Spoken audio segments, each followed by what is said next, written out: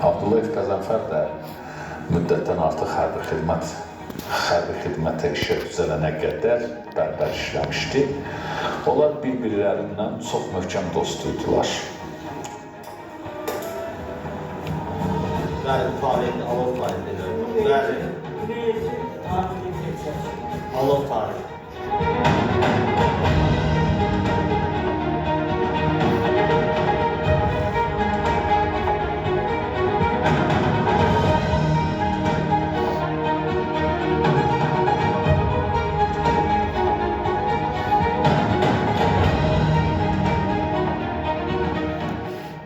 Evin son beşiği idi, aləmin ona çox bağlılığı var idi. Vətən müharibəsi başlayan zaman Yusubov Taleh də müharibəyə qatıldı. Anası ondan çox xahiş etdi ki, bəs sən evin son beşiksən. Dedi ki, yox.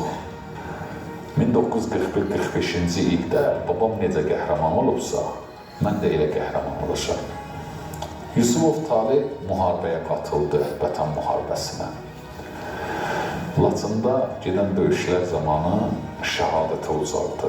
Təqribən şəhidimizin müqəddəs nəşi 22 günə yaxın düşmənin əsarəti altında qaldı.